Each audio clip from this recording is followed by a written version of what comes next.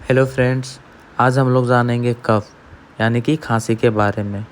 कफ गले और लंग्स के इन्फेक्शन के कारण उत्पन्न होता है या अपने आप में कोई डिजीज ना होकर दूसरी डिजीज का सिम्टम है। आइए अब हम जानते हैं इसका कॉजेज के बारे में। टॉन्सिलिटिस यानी कि गिल्टियों में सूजन, स्ट्रेप थ्रोट यानी कि खराब गला, कॉमन कोल्ड यानी कि सर्दी जुकाम, लैरिंगाइटिस यानी कि स्वर यंत्र प्रदाह, वायरल इन्फेक्शन जैसे चिकन पॉक्स, मिजलेस, मोनोन्यूक्लियोसिस आदि, वूफिंग कफ यानी कि काली खांसी, एलर्जी, अस्थमा यानी कि दमा, क्रोनिक ब्रोंकाइटिस यानी कि पुराना शव, सनी शोथ, ट्यूबरकुलोसिस, क्षय रोग। आइए अब हम जानते हैं इसका टाइप्स के बारे में। खांसी आमतौर पर 3 प्रकार की होती है। पहली ड्राई कफ यानी कि सूखी खांसी, दूसरी मॉइस्ट कफ यानी कि बलगम वाली खांसी, तीसरी वूफिंग कफ काली खांसी, दौरे के रूप में आने वाली खांसी।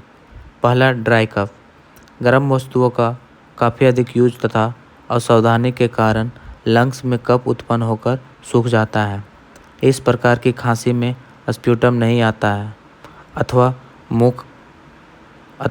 बहुत खांसने पर थोड़ा सा म्यूकस बाहर निकलता है। इसमें पेशेंट की चेस्ट में कंजेशन होती है।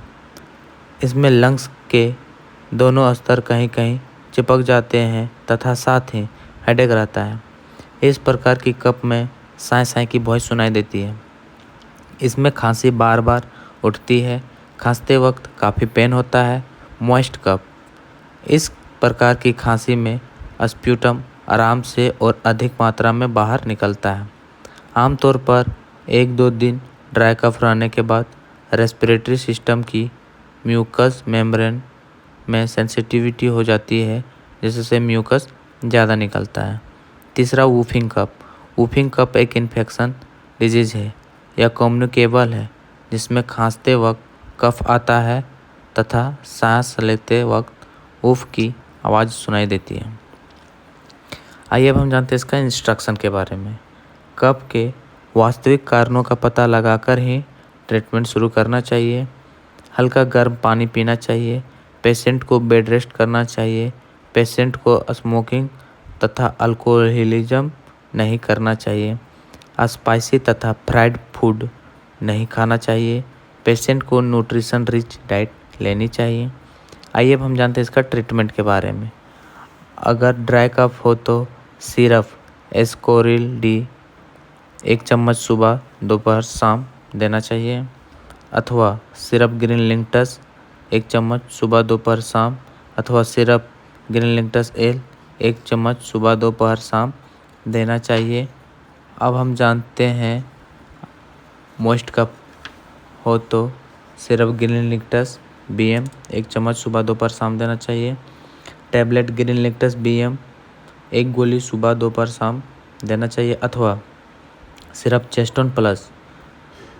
अगर वूफिंग कफ हो तो सिरप ग्रीनलिंगटस CD और इनके साथ में एंटीबायोटिक के तौर पर कैप्सूल नोवोमॉक्स 500 mg 1 कैप्सूल सुबह शाम 5 दिन तक लेना चाहिए, अथवा टैबलेट एल्टोसिन DS 500 1 गोली सुबह शाम 5 दिन तक लेना चाहिए, अथवा टैब लिवोफ्लॉक्स 1 गोली सुबह शाम 5 दिन तक लेना चाहिए, अथवा टैबलेट ओडिरोक्स 300 mg 1 गोली 5 दिन तक लेना चाहिए।